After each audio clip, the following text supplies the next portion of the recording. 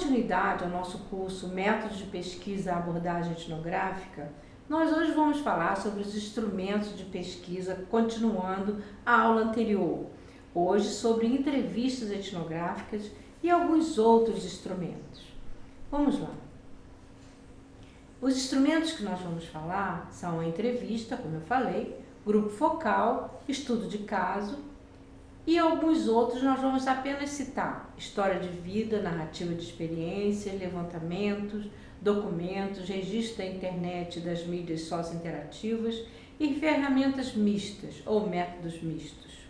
Vamos começar pela entrevista. Por que entrevistar? Nós entrevistamos porque nós queremos contar a história dos nossos sujeitos, dos sujeitos que investigamos, porque eles têm histórias riquíssimas para contar. Nós entrevistamos porque nós queremos ir mais fundo no conhecimento sobre aquilo que nós observamos no trabalho de campo e na observação participante, né? Naquele lugar, com aquela pessoa que nós não entendemos bem o que ela está falando, né? Então, essas histórias precisam ser contadas do ponto de vista de quem está entrevistando, né? Alguém está interessado em entrevistar porque está interessado em conhecer o sentido da experiência do outro e o sentido da sua própria experiência em fazendo o trabalho etnográfico, né? Nesse sentido, a entrevista dá a possibilidade e dá a oportunidade de aprofundar e expandir os dados de pesquisas que não estão muito claros para você. E essa profundidade se deve à necessidade de compreender como é que o participante compreende aquilo que ele fala, de nós compreendermos o discurso do participante e determinar o tempo da pesquisa, como ele está funcionando a partir daquela observação que você fez. Então, podemos garantir que a história que nós buscamos na entrevista, ela parte de um pressuposto anterior, né, da pesquisa de campo, do trabalho de campo, da observação participante, dos sujeitos que estão lá, né? Ao narrar a história de vida, você tende a selecionar detalhes que você quer saber para fazer sentido de coisas importantes que você não entendeu, né? Você quer estar ciente de que algo sobre aquela história de vida tem que ser trazido à tona, né? Que precisa ser respeitado também o significado precisa ser preservado. Você não vai sair fazendo assim, imaginando que o que ele falou significa o que você significa daquilo que ele falou. Então, por isso nós fazemos entrevista. Nós fazemos entrevista também para contextualizar aquele tema, né? Para fazer sentido da história contada dentro do tema que você está ali tentando significar, que você está tentando estudar, né? Mas é através da ação do sujeito que você faz a entrevista. Então você pergunta: por que você fez isso? O que você estava fazendo aquilo? O que isso significou? Por que isso era importante para você fazer, né? A entrevista também é considerado um instrumento, segundo Labov, que tem o interesse na fala, no evento de fala. Por que aquela pessoa falou aquilo daquele jeito, né? Será que ela tem algum problema de fala? Será que ela tem um sotaque de algum lugar que ela veio? Será que ela prefere falar assim do que falar de outra forma? Então, qual é quais são as múltiplas interpretações que nós podemos dar àquilo que o sujeito falou, né? Isso vem do Labov, que trabalhou com a questão da fala durante muito tempo. É um sociolinguista espetacular que eu trabalhei sob a orientação dele algumas vezes na Universidade da Pensilvânia, né? Além dos fatos subliminares, né? Aquele que você só entende quando você faz uma entrevista, você está olhando no olho do sujeito, né? Você compartilha o gesto, o franzir da testa, o olhar, o lábio sorrindo, né? O gesto. Então você compartilha todo aquele cenário da entrevista através do gestual, né? Que são os subquadros, como diz o nosso grande interacionista, o Goffman, né? São aqueles enquadres da cena que você quer entender, né? Goffman fala isso nos quadros e subquadros, né? Num livro dele de 1998, né? Framing Work, Framing Interaction, né? Eu tenho esse livro até aqui na minha estante. Mas eu acho que o Goffman nos ensina muito sobre como entrevistar e vocês devem dar uma olhada no trabalho dele. A entrevista também nós podemos aprender com o Seligman, né? 1998, que elas são as melhores histórias e que elas nascem da mente da pessoa, mas não só da mente, ela nasce também no coração, na alma. Quando a gente vai contar uma história, a gente se libera para contar aquilo que tem de melhor na sua memória. E a memória tende a esquecer as coisas ruins, né? Então a gente fala aquilo que é bom. Ou então, se a história é triste, você fala aquilo que é importante para você, que te emociona. Então é muito importante você prestar atenção nessa experiência de linguagem e também no subliminar, naquilo que está na mente da pessoa. O que ela quer dizer com isso? O que vem da alma, o que vem do coração? Esse é o desafio maior e uma razão de você cumprir esse objetivo, que é fazer entrevista. Isso está escrito num trabalho meu e da Paula Castro, de 2010, quando nós falamos sobre a entrevista etnográfica. Vocês encontram facilmente esse texto no Google. Mas nós temos também por que entrevistar baseado em uma lista de coisas que nós podemos pensar, uma lista de tipos de motivações e dificuldades que justificam o uso de entrevista como instrumento.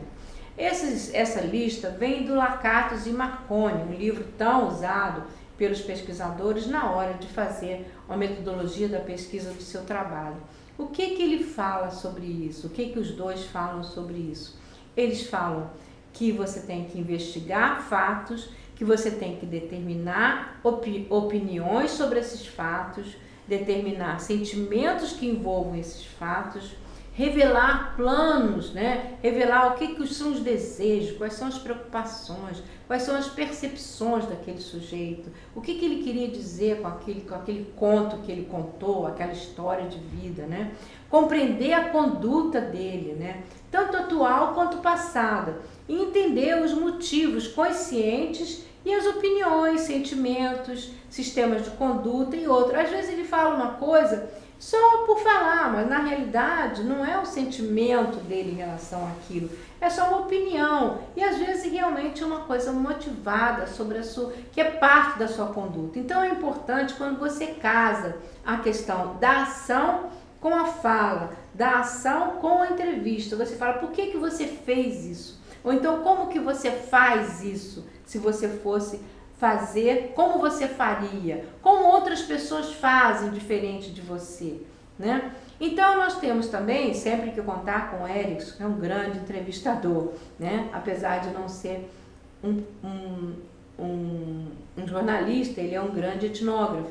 Então ele fala para nós, ele nos recomenda algumas questões importantes, né? Que ele chama de método de identificação do significado social ou metafórico da fala, que nos ajuda a seguir a cada tema, cada evento observado, quando você for questionar o sujeito da pesquisa, né, os atores sociais, você ter em mente essas perguntas: quem, o que, quando, onde, porquê e como. Essas perguntas deverão ser feitas a cada novo assunto tratado. Eu sei que é repetitivo, mas tem que ser porque você está fazendo pesquisa, você não está brincando de jornalista, nem você é jornalista, né? Aquele que coloca o microfone no rosto da pessoa que acabou de perder um familiar e fala assim: como que você está sentindo agora? É claro que a pessoa vai dizer que está muito triste, que está devastada com a perda de de uma pessoa querida. Então não é esse tipo de entrevista que nós fazemos em etnografia. Nós queremos saber detalhes, nós queremos fazer uma narrativa completa, lembra? Então vamos entender o que são essas perguntas, para que elas servem, né? Quem? Para identificar quem é o entrevistado. Você fala assim: então, fala de você. Aí ele vai falar assim, eu sou pai, eu sou mãe. As pessoas às vezes têm uma questão de mudança de gênero ou têm uma opção sexual diferente da nossa, ou diferente das outras pessoas. Ele então, porque está falando com uma pessoa diferente, ele fala, eu sou travesti, ou eu sou homossexual. Depende do foco da entrevista, eu sou gay, ou então ele fala assim, eu sou filho de fulano, porque você está falando em relação, por exemplo, eu sou filho da diretora, né? Eu sou, ou se é filho de um importante político, né? Ele vai falar, eu sou filho do fulano de tal. Ou então, se você está entrevistando ele no trabalho, ele fala assim, eu trabalho nessa fábrica. Então, se ele tem uma esposa que ele gosta muito, ele fala assim, não, eu sou marido de fulano, eu sou esposa de fulano, ou meu companheiro é fulano de tal. Então, você identifica claramente a identidade predominante ou a identidade que quer ser revelada naquela hora, quando você pergunta ao entrevistado, você gostaria de se apresentar? Se apresente, por favor. Em vez de você falar quem é você, diz o seu nome. Em vez de você dizer o que é para ele dizer, você fala quem é você.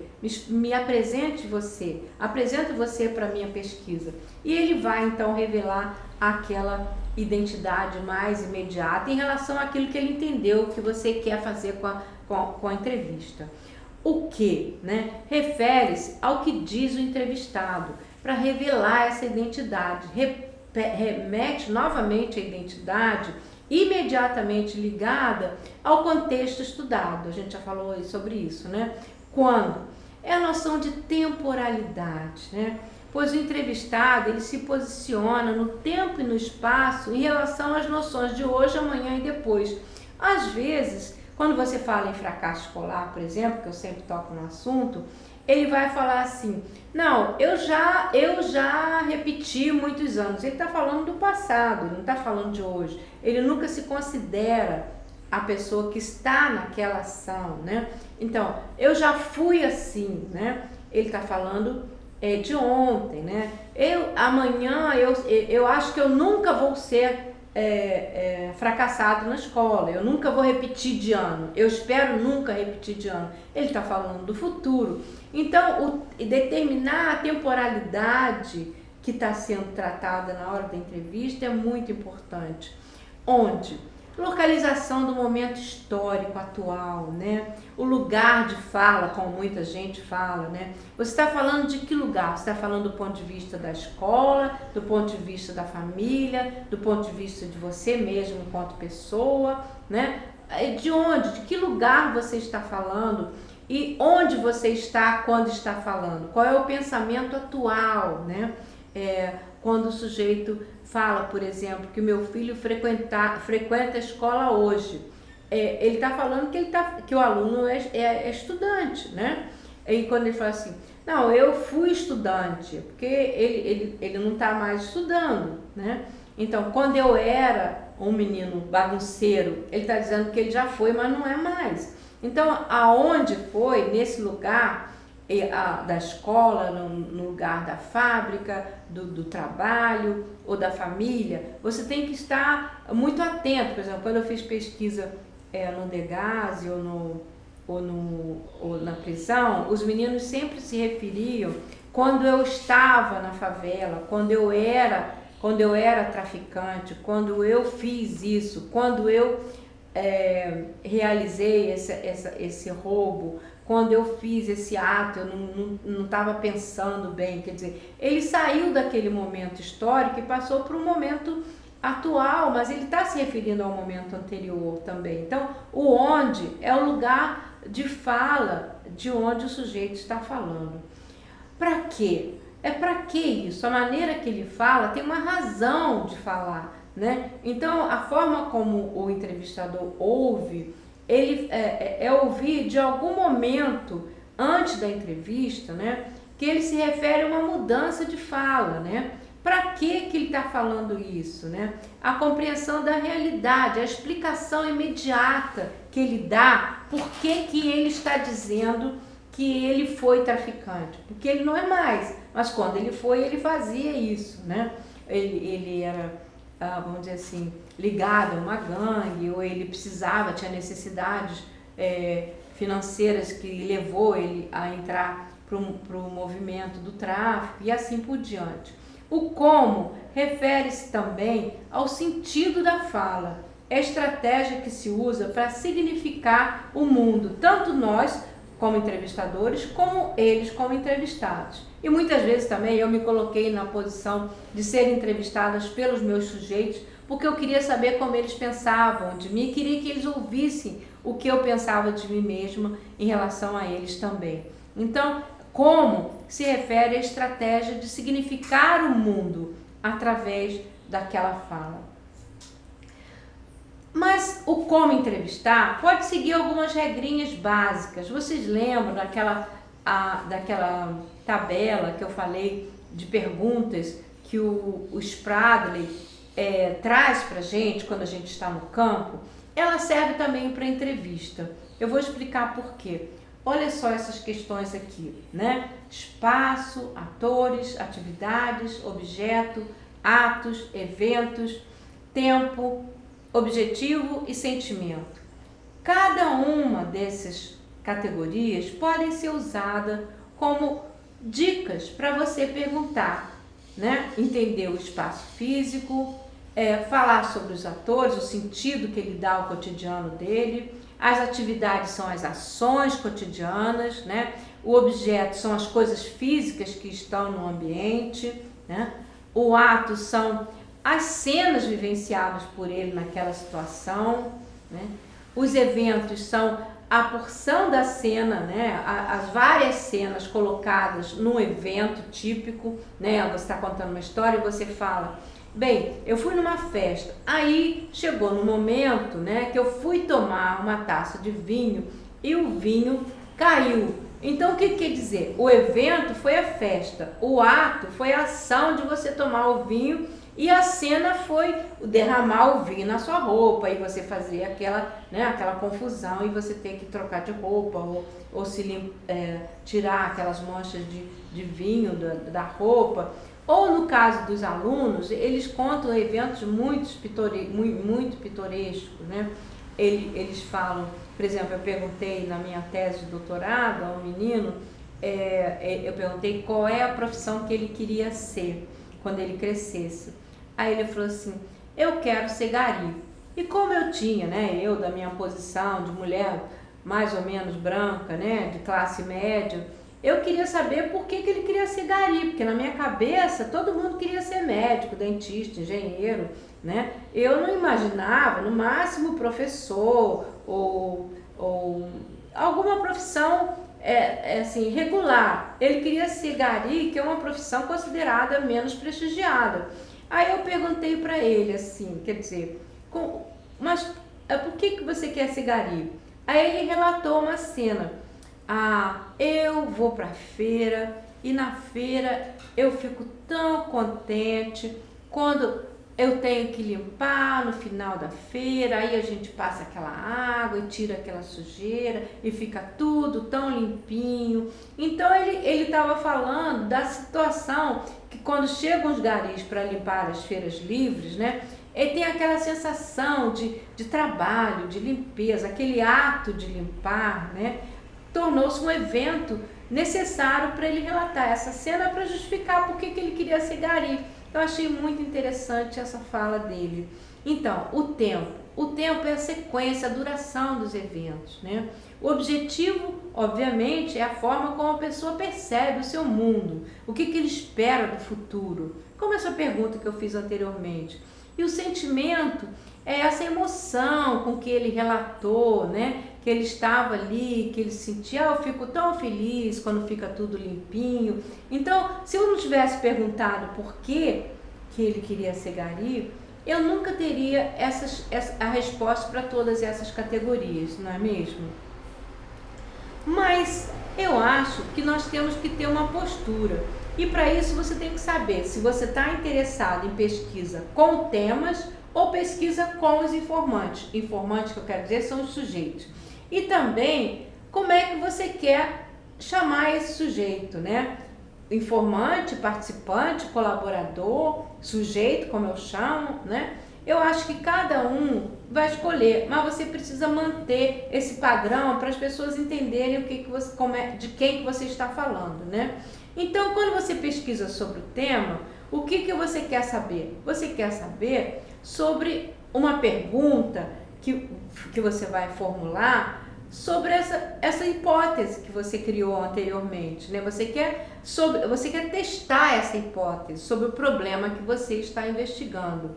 Você quer saber como é que você vai usar um conceito para poder testar essa hipótese, essa ideia que você tinha sobre, por exemplo, no caso do fracasso escolar, era muito fácil as pessoas falarem para mim assim, quando eu estava entrevistando, mas por que você não quer falar sobre o sucesso? Eu falava, porque eu estou interessada na construção do fracasso escolar. Então, a ideia de você usar um conceito, muita gente, quando eu estava trabalhando na UF e até na UERJ, falava, mas Carmen, por que você não muda para insucesso? Eu falei, porque não é insucesso, é fracasso mesmo. Ou então, por que você não trabalha com inclusão? Eu falei, porque eu trabalho com a exclusão e não com a inclusão, né? Então, eu acho que você determinar bem qual é o conceito que você está trabalhando é muito importante e é delimitador do tema quando você vai fazer a pergunta, né? Que teorias que vai justificar, que vai explicar aquele dado, né? E como eu posso interpretar esses dados. Então, tudo isso você vai ter em mente quando você vai pesquisar com o tema. O tema está em mente. Geralmente são as perguntas mais preliminares, a primeira entrevista. Eu faço várias entrevistas. Depois eu vou contar para vocês como é que eu aprendi a fazer entrevista, porque demorou muitos anos, né? Eu pensava que eu sabia fazer, mas não sabia. Mas eu fui aprendendo, hoje em dia eu posso até dizer que eu faço uma entrevista mais ou menos, né? A pesquisa com o informante. Você quer saber as mesmas coisas que a pesquisa com o tema, só que diretamente relacionada ao informante, né? A pessoa que você está entrevistando. Você quer descobrir a cultura dele, você quer descobrir tudo que você pode sobre como é que a vida dele é, né? Você quer descobrir também esses conceitos, né, que ele tem, a experiência, de como ele classifica as experiências dele, né? Como é que ele classifica a vida dele, quais são as categorias que ele dá para a vida dele. E você precisa saber disso para você poder colocar nas suas notas de campo, lembra? As teorias populares, o que ele acredita, né? Tem gente que acredita que comer manga e tomar leite vai ficar doente. Tem gente que acredita que você pegar chuva vai ficar resfriado. Tem gente que está com dor de garganta, não toma sorvete. Então tem várias teorias populares que você vai entendendo aos poucos. Por exemplo, e linguagem populares também. Eles falaram assim, os meninos que eu estava entrevistando na minha tese de doutorado. Não, porque se você demole, você vai direto para o micro-ondas. Eu não entendi nada. O micro-ondas era onde os traficantes queimavam as pessoas vivas depois de torturá-las porque tinham que queimar o arquivo porque foi denunciado por ele. Tinha uma outra história também interessante sobre a questão das teorias e das falas populares. Tinha um aluno, também na minha tese de doutorado, só que da zona rural. Ele falou assim, a minha professora, ela mandou pegar ele estava entrevistando, justificando por que a professora expulsou ela da escola, ele da escola. Ele falou assim, a minha professora mandou pegar uma prancha. Aí eu falei assim, pegar uma prancha, né? Eu já morava no Rio de Janeiro, e aí eu pensei, pegar uma prancha, ele vai ser surfista, né? Aí eu expliquei para ele, como é que é esse negócio de pegar uma prancha?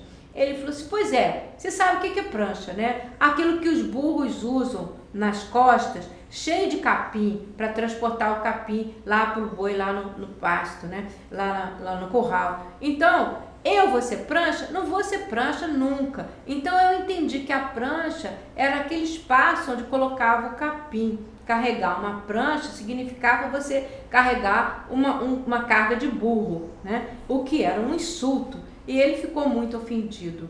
Então essas teorias populares, elas têm que ser explicadas. E por último, para produzir conhecimento cultural dos informantes, né? A descrição de como eles entendem, como os colegas deles entendem. Aí você pergunta, o que você acha que fulano acha? né? Como é que você acha que o fulano acha, por que ele foi expulso? E ele vai dizer, né? Por exemplo, quando eu perguntei para um aluno, por que você acha que ele quer ser motorista de ônibus? Um outro queria ser motorista de ônibus. Ele falou assim, porque dirigir é tão bom, porque dirigir é muito legal. Então você entende que a cultura dele, né, não é andar de carro, é andar de ônibus. Ele gosta daquela cultura e ele gostaria de ser aquela pessoa. Então é muito importante você entender como é que ele compreende a si mesmo e como ele compreende o seu colega. Mas quais são os elementos de uma entrevista etnográfica? O que você deve fazer, né? No início, no meio, no fim? Primeiro, você tem que saudar a pessoa. Bom dia, boa tarde, boa noite, né? Como vai, né?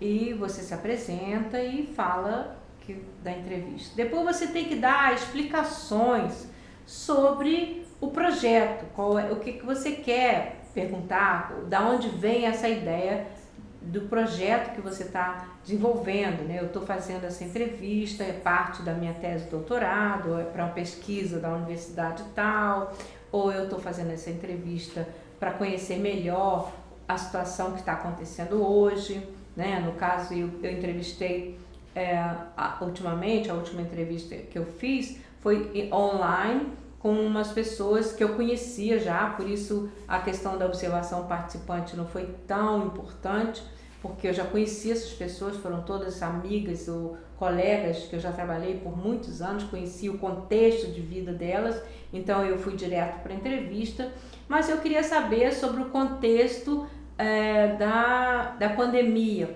eu fiz uma entrevista sobre o ensino remoto, né, com as mães e as crianças e adolescentes que estavam em situação de ensino remoto ou educação remota, como você queira falar, né? Estudando à distância, enquanto que não poderiam se encontrar na sala de aula. E essa entrevista foi feita um projeto de explicar o que estava acontecendo. Na realidade, eu fiz essa pesquisa porque quando aconteceu isso foi muito assim repentino. E eu estava com uma menina aqui em casa de 9 anos e houve um pânico geral. Os pais não sabiam o que fazer, ela também não, a diretora também da escola não, a professora também não. Criou-se um caos com relação à mudança da escola para casa, né? Da professora para frente da câmera. Então eu queria saber se isso tinha acontecido em outros lugares também. Então eu fui fazer uma pesquisa com várias pessoas e eu usei basicamente só a entrevista. Então eu dei a explicação do porquê que eu estava fazendo e foi totalmente aceito, porque nós estávamos vivendo um momento muito difícil, todo mundo queria falar sobre aquele momento, né? Então você tem que perguntar também quais são as perguntas. Antes eu preparei as perguntas, porque como eram em vários países, eu juntei uma série de colegas minhas desses países e perguntei para elas o que eu deveria perguntar, e que elas também deveriam perguntar. Mas no caso, quem fez a primeira pesquisa fui eu mesmo. Então nós fizemos umas perguntas básicas, só para não destoar muito de um país para outro, né? E de uma situação para outra. Mas basicamente eram perguntas norteadoras e não limitadoras da entrevista, porque geralmente as perguntas etnográficas elas são abertas totalmente, a pessoa fala o que ela quer falar. Então essas perguntas foram só o que eu queria saber sobre isso, sobre aquilo. Por exemplo, no caso da entrevista sobre ensino remoto, eu perguntei como é que elas estavam lidando com as ferramentas, né, com a tecnologia digital, e houveram vários problemas sobre a rede, sobre a internet, sobre o computador, e travava tudo, aquela coisa, como é que era a relação com o professor através da tela, né? E como é que eram as tarefas. Essas são as coisas que eu queria saber, mas no meio disso tudo vieram várias outras questões. Eu tenho esse texto impresso, infelizmente ele só está em inglês, mas se vocês quiserem ter acesso, foi publicado na Austrália já 2 vezes, e eu gostaria que vocês vissem. Daqui a pouco é publicado no Brasil também, e vocês vão poder ver, mas é bem interessante. Então, a outra questão que você tem que fazer, nesses elementos que compõem a entrevista etnográfica, é dar explicações sobre a gravação, né? Como é que vai ser, no meu caso, se vai usar o Zoom, se vai usar o Meet, se vai usar... qual é a ferramenta que você vai usar para fazer a entrevista, se vai ser gravada com áudio, se vai ser gravada com vídeo, qual é a posição que você vai ficar, você vai explicar que vai usar uma luz, se não vai usar uma luz, quer dizer, você vai explicar o porquê que aquela gravação está sendo feita desse jeito. Por exemplo, no Degaze, quando na prisão, quando nós fizemos entrevistas, nós fizemos do lado de fora, na varanda, porque a luz que nós levamos muito pouca luz, e a luz dentro da prisão era muito baixa para fazer as gravações. Então nós fizemos durante o dia e do lado de fora, na varanda do pátio, né? No Degaze nós fizemos a mesma coisa, porque a sala de aula era muito escura. Mas algumas vezes nós fizemos nas salas de aulas que tinha uma luminosidade maior, porque se você vai gravar, você precisa de luz, né?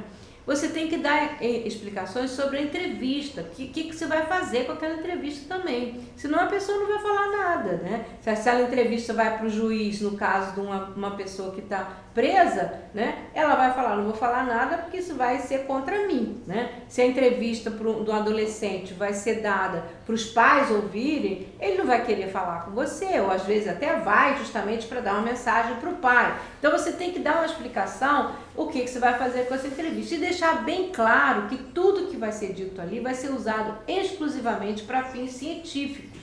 Eu lembro nesse caso que eu tive uma experiência com uma pessoa muito importante, eu vou dizer até o nome dele, é o Godofredo. Ele era líder sindical na minha época, quando eu era professora, logo no início da minha carreira. E depois ele se tornou deputado. E eu fui entrevistá-lo quando ele era deputado. E eu fui perguntar sobre o fracasso escolar. Foi na época do Brizola.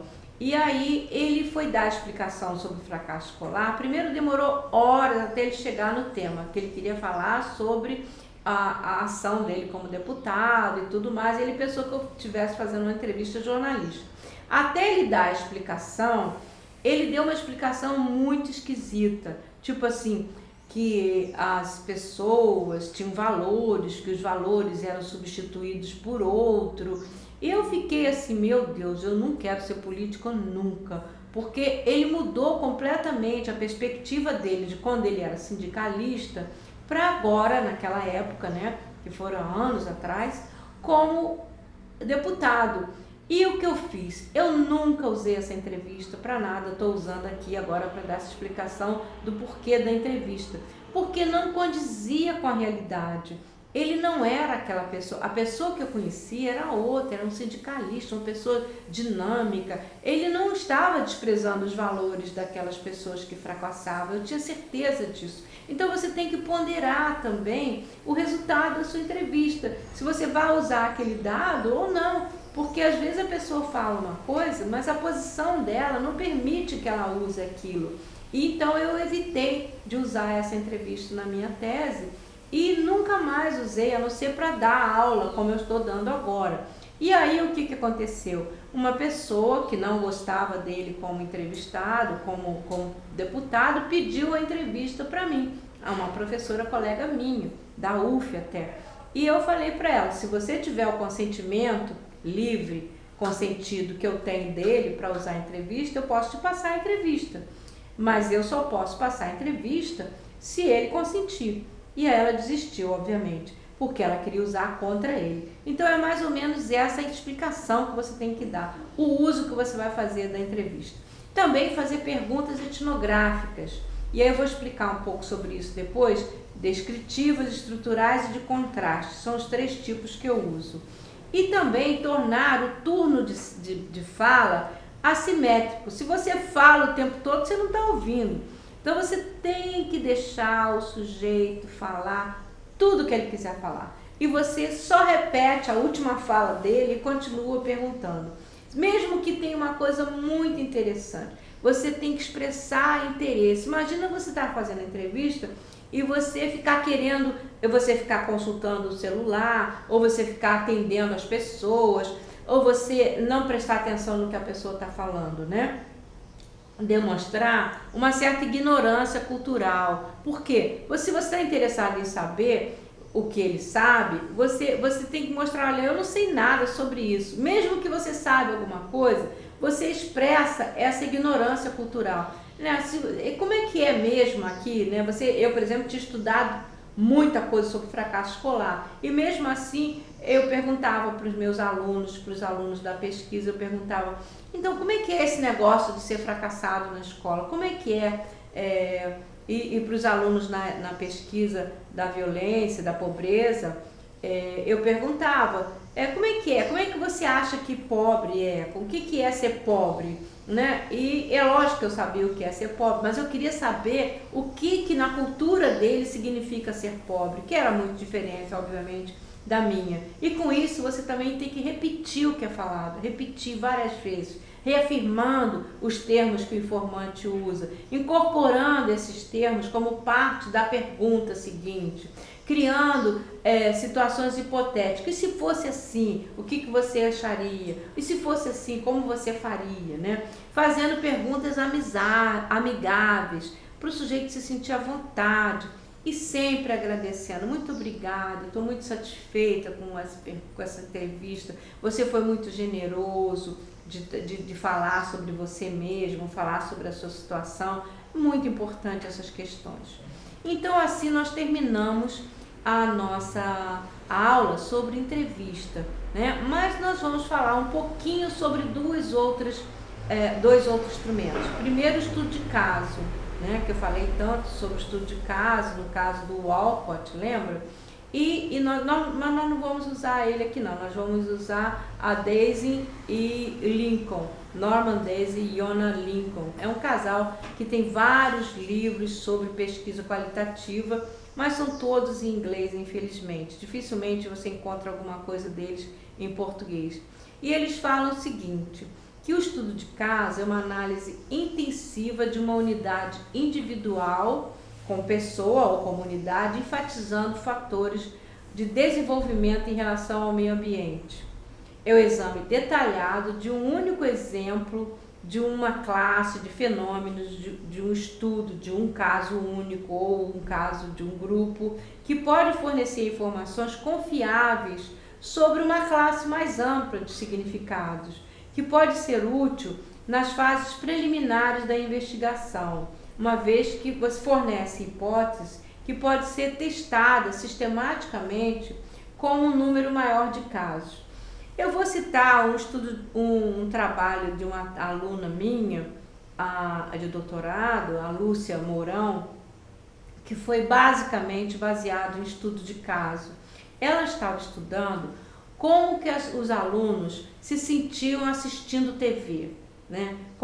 Quais são os programas, como é que eles se sentiam, a percepção deles sobre ver TV, o que TV acrescentava para eles na vida, no conhecimento deles. E ela primeiro fez um vídeo enorme sobre qual é a função da TV de um modo geral na vida das pessoas. A partir daí, ela apresentou isso para 500 alunos numa escola até rural, numa cidade pequena, que é onde eu nasci, que é Cachoeira de Macacu. Ela apresentou isso no CIEP, de uma colega minha que era diretora.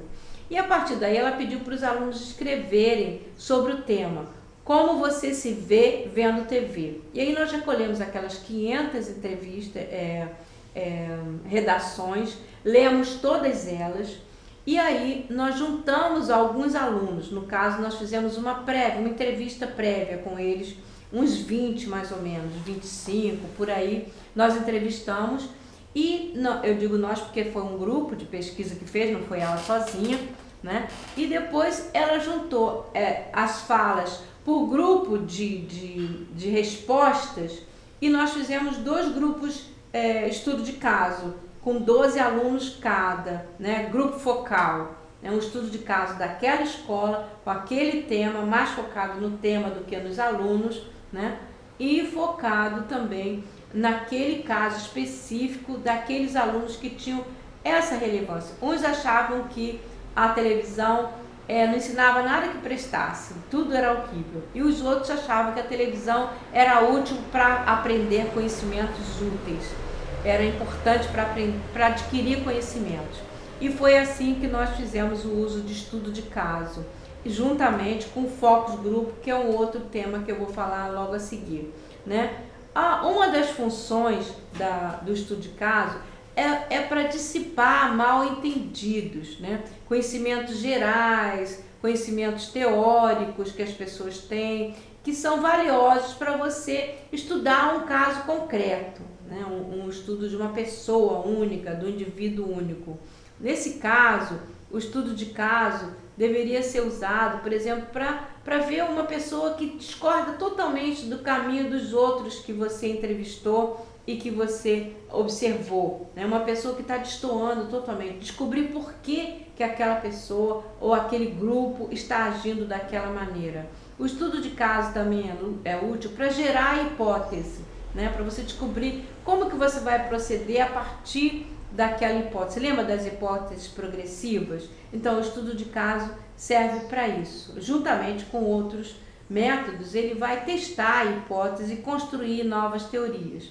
O estudo de caso também contém viés de verificação, confirmação das noções pré-concebidas do pesquisador. Às vezes você acha que você está seguindo o caminho certo, mas você chega lá e você não consegue. Por exemplo, numa pesquisa que eu fiz junto com a Sandra Maciel, aqui numa escola aqui do lado, perto da PUC, uma escola que recebe crianças da favela da Rocinha, nós achamos que as crianças não estavam se comportando assim de maneira muito regular e fizemos um questionário para eles responderem e submetemos esse questionário para a professora, e a professora achou aquilo horrível, não permitiu hipótese nenhuma que nós aplicássemos aquele questionário na turma dela. Quer dizer, foi uma visão pré-concebida de uma hipótese que nós criamos de que se a gente aplicasse o questionário, nós íamos entender melhor aquele grupo, né? Mas a professora falou, não, eu falo para vocês, ou vocês perguntam direto para ele, mas o questionário não. Então, o uso de uma ferramenta que nós pensamos ser útil, não acabou sendo totalmente anulada. Nós voltamos, até eu vou dizer como nós solucionamos esse caso. Nós criamos uma pergunta que eles respondiam através de uma redação. Como é ser menino no Rio de Janeiro? E aí eles respondiam livremente o que eles queriam e a professora então permitiu. Muitas vezes é difícil resumir e desenvolver proposições teóricas gerais baseadas em estudos de caso específico, mas ele serve para você focar o tema. Isso é o que o Desin e Lincoln falaram num trabalho deles de 2011. O grupo focal. Como eu falei no caso do estudo da Lúcia, o grupo focal, basicamente, ele reúne no máximo 12 alunos. Eu diria entre 10 e 12 alunos, porque senão você vai perder. Às vezes você precisa fazer vários grupos focais, você quer saber a ideia do grupo e você quer ver eles interagirem entre eles, saberem como um discute a situação com o outro. Você tem um tema, geralmente você foca em cima de uma categoria preliminarmente determinada e você faz um esforço, como a Marli André, uma saudosa colega que trabalhava com etnografia também, falou em 2005 num livro específico sobre o grupo focal em educação. Ela fala que é um esforço deliberado para se distanciar da situação investigada para tentar aprender as formas de pensar, sentir, agir, valores, crenças, costumes, práticas e produções culturais dos sujeitos ou grupos estudados. A Marli foi muito assertiva nessa definição de estudo de grupo focal e muita gente usa a definição dela, né? E eu acho que é bem isso mesmo. Esse tipo, porque o grupo focal é uma entrevista em grupo, né, gente? Então, a partir dessa entrevista em grupo, os participantes, eles apresentam concomitantemente as suas opiniões, os seus conceitos, as suas ideias, discutem, debatem. É muito importante ver essa dinâmica do grupo em relação àquele tema que você está pesquisando. E também possibilita a construção de opiniões individuais, para você saber qual indivíduo difere do outro e como que você vai olhar para aquele indivíduo posteriormente. No caso do estudo da Lúcia, ele está disponível? Não, ele não está disponível, ele existe, mas ela não disponibilizou no site da UERJ, infelizmente. Mas eu tenho esse documento e tenho permissão para usar, se vocês quiserem eu posso mandar para vocês. E é uma tese de doutorado muito relevante para o estudo do grupo focal e estudo de caso. Porque no grupo focal ela definiu 4 alunos. E desses 4 alunos nós acompanhamos durante 15 dias eles vendo TV em casa. Vê que pesquisa interessante, né? Nós estudamos eles na casa deles, entramos na casa deles para assistir televisão junto com eles. E durante o assistir televisão, nós perguntávamos para eles o que eles estavam achando daqueles programas. Então, foi muito interessante isso, tá? Segundo Stuart, também o grupo focal é o número ideal de participantes para flexibilizar o grupo focal é entre 2 e 20 participantes. Eu digo que é entre 2 e 10, mas o Stuart tem outra definição. Mas o grupo focal, segundo Stuart também, ele fala que precisa de um local apropriado para instalar a reunião, então você tem que prever isso antes. Ele precisa de um número de encontros definidos para realização, se vai ter 1 ou 2, e um grupo definido também, você vai escolher isso. Homogeneidade ou heterogeneidade do grupo, para você saber se você vai querer que eles disputem conceitos, que eles discutam conceitos diferentemente, ou se eles concordam com um conceito único. Então, a homogeneidade e a heterogeneidade você tem que definir anteriormente. O número de participantes, que eu já falei. A duração da entrevista, ela dura no mínimo 1h30, 2h30, até 3 horas, depois cansa muito, o grupo não tem mais o que falar, né? E fica muito cansativo, fica repetitivo, né? A participação de alguém como moderador, isso é muito importante. No caso da Lúcia, a primeira vez, no primeiro grupo, eu deixei a Lúcia como aluna, é claro, conduzir e responsável pela pesquisa, conduzir o grupo de pesquisa. Foi um caos generalizado. Os alunos falavam todos ao mesmo tempo, a gente não conseguia registrar o que eles estavam falando. Aí eu dei um tempo, chamei a Lúcia e falei: Lúcia, deixa eu dar uma ajuda aqui, vamos lá, eu vou conduzir a primeira, porque eu já fiz isso várias vezes, você nunca fez.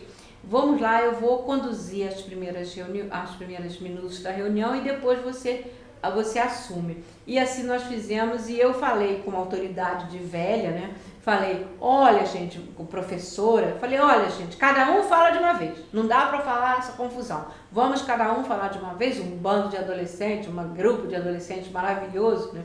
E eles falavam todos juntos, e eu falei: não, cada um fala de uma vez, você. Aí eu fui apontando quem é que ia falando, obviamente eu não falei o que eles tinham que falar, mas falei o que eles tinham que falar. E aqui, nessa última tela, eu estou mostrando para vocês, de todos esses instrumentos que eu apresentei para vocês, de todos os instrumentos de pesquisa etnográfica, os prós e os contras, os pontos fortes e os pontos fracos. Eu não vou falar porque o momento que eu apresentei esses instrumentos, eu falei sobre isso, então não vale a pena eu repetir. Mas seria importante que vocês lessem esses pontos fortes e os pontos fracos de cada um, para vocês decidirem quais são mais apropriados para o seu trabalho, não é mesmo?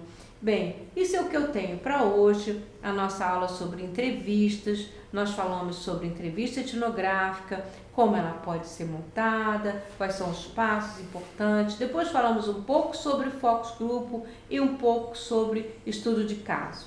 Essa é a nossa aula por hoje e nos vemos na próxima. Obrigada.